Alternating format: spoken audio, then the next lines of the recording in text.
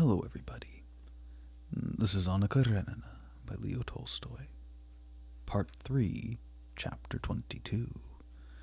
It was already 6 o'clock, and in order not to miss his appointment or to go with his own horses, which everybody knew, Vronsky engaged Yashvin's hired carriage and told the izvozchik to drive with all speed. It was a spacious old carriage with room for 4. He sat in one corner, stretched his legs out on the empty seat, and began to think. The confused consciousness of the order in which he had regulated his affairs, the confused recollection of the friendship and flattery of Serpukhowskoy, who assured him that he was an indispensable man, and most of all the expectation of the coming interview, conspired to give him a keen sense of the joy of living. This impression was so powerful that he could not restrain his joy. He stretched his legs, threw one knee over the other, felt for the contusion that his fall had given him the evening before, and drew several long breaths with full lungs. "Good, very good," said he to himself.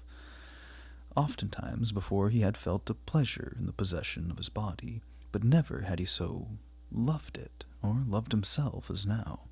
It was even pleasurable to feel the slight soreness in his legs. Pleasurable was the mouse-like sensation of motion on his breast when he breathed. The same bright, cool August day which so painfully impressed Anna stimulated, vitalized him, and refreshed his face and neck, which still burned from the reaction after his bath. The odor of brilliantine from his whiskers seemed pleasant to him in the fresh atmosphere. Everything that he saw from the carriage windows seemed to him in this cool, pure air, in this pale light of the dying day, fresh, joyous, and healthful, like himself. And the housetops shining in the rays of the setting sun, the outlines of the fences and the edifices along the ways, and the shapes of occasional pedestrians and carriages hurrying hither and thither, and the motionless leaves and the lawns and the fields with their straight-cut rows of potato hills, and the oblique shadows cast by the houses and the trees, and even by the potato hills. All was as beautiful as an exquisite landscape just from the master's hand, and freshly varnished. Make haste, he shouted, pushing up through the window a 3-ruble note to the driver, who turned round and looked down towards him. The izvozchik's hand arranged something about the lantern, and then applied the knout to his horses, and the carriage whirled rapidly over the uneven pavement. "I need nothing but this pleasure," he thought, as his eyes rested on the knob of the bell, fastened between the windows, and he imagined Anna as she seemed when last he saw her. "The farther I go, the more I love her. Here's the garden of the Vreducha. Where shall I find her? How? Why did she make this appointment, and why did she write on Betsy's note?" This struck him for the first time, but he had no time to think about it. He stopped the driver before they reached the driveway, and getting out of the carriage, he went up the walk which led to the house. There was no one on the avenue, but going a little further and looking straight ahead, he saw her. Her face was covered with a thick veil, but with a joyful glance he recognized her immediately, by her graceful motion as she walked, by the slope of her shoulders and the pose of her head, and he felt as though an electric shock had passed through him. With new strength he felt the joy of life and action, even from the movements of his limbs to the easy motion of respiration. When they neared each other, she eagerly seized his hand. "You're not angry because I asked you to come? I absolutely needed to see you," she said, and the serious and stern closing of the lips which he saw under the veil quickly put an end to his jubilant spirits. "I angry? But why did you come? When? No matter about that," said she, taking Vronsky's arm. "Come, I must have a talk with you." He perceived that something had happened, and that their interview would not be joyful. While with her, he could not control his will, though he didn't know what her agitation portended, yet he felt that it had taken possession of him also. "What is it? What's the matter?" he asked, pressing her arm and trying to read her thoughts by her face. She went a few steps in silence so as to get her breath, and then she suddenly halted. "I didn't tell you last evening," she began, breathing fast and painfully, "that coming home with Alexey Alexandrovitch I confessed to him everything. I said that I couldn't be his wife, and I told him all. He listened, leaning towards her as though he wished to lighten for her the difficulty of this confidence, but as soon as she finished speaking, he suddenly drew himself up, and his face assumed a haughty and stern expression.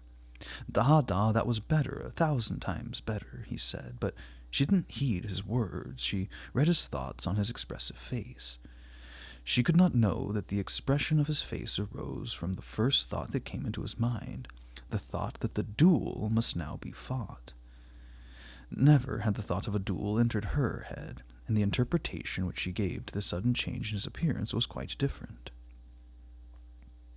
Since the arrival of her husband's letter, she felt in the bottom of her heart that all would remain as before, that she would not have the strength to sacrifice her position in the world, to abandon her son and join her lover.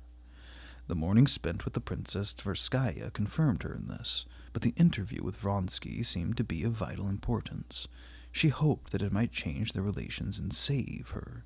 If, when they first met, he had said decidedly, passionately, without a moment's hesitation, "Leave all and come with me," she would have even abandoned her son and gone with him. But their meeting had been the opposite of what she expected.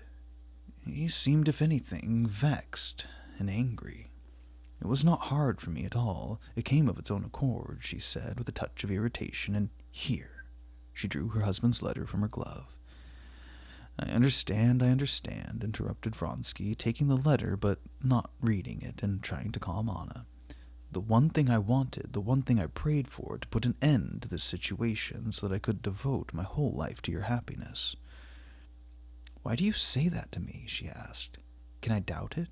If I doubted—" "Who are those?" asked Vronsky abruptly, seeing two ladies coming in their direction. "Perhaps they know us." And he hastily drew Anna with him down a side alley. "Ach, it's all the same to me," she said. Her lips trembled, and it seemed to Vronsky that her eyes looked at him from under her veil with strange hatred. "As I said, in all this affair I cannot doubt you. But here's what he wrote me. Read it." And again she halted. Again, as when he first learned of Anna's rupture with her husband, Vronsky, beginning to read this letter, involuntarily abandoned himself to the impression awakened in him by the thought of his relations to the deceived husband. Now that he had the letter in his hand, he imagined the challenge which he would receive the next day, and the duel itself, and the moment when, with the same cool and haughty expression which now set his face, he would stand in front of his adversary, and, having discharged his weapon in the air, would wait the outraged husband's shot. And Serpukhowskoy's words flashed through his mind. "Better not tie yourself down," and he felt the impossibility of explaining them to her. After he read the note, he raised his eyes to her, and there was indecision in his look. She instantly perceived what he had thought this matter over before. She knew that whatever he said to her, he would not say all that he thought, and her last hope vanished. This was not what she had desired. "You see what sort of a man he is," said she with faltering voice. "Excuse me, but I'm glad of this," said Vronsky, interrupting. "For heaven's sake, let me speak," he quickly added, begging her with his look to give him time to finish what he began to say. "I'm glad, because this cannot, and never could, go on as he imagines." "Why can't it?" demanded Anna, holding back her tears, and not attaching any importance to what he said, for she felt that her fate was already settled. It was in Vronsky's mind to say that after the duel, which he felt was inevitable, the situation must be changed, but he said something quite different. "I cannot go on so. I hope that now you will leave him. I hope," he stumbled and grew red, "that you will allow me to take charge of our lives and regulate them. Tomorrow—" She didn't allow him to finish. "And my son," she cried. "Do you see what he writes? I must leave him, but I cannot and I will not do that." "But which is better, to leave your son or to continue this humiliating situation?" "For whom is it a humiliating situation?" "For all of us, and especially for you." "You say humiliating. Don't say that. For me that word's no meaning," said she with trembling voice.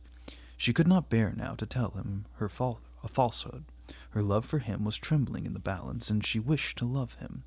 You must know that for me, on that day when I first loved you, everything was transformed. For me there was one thing, and only one thing, your love.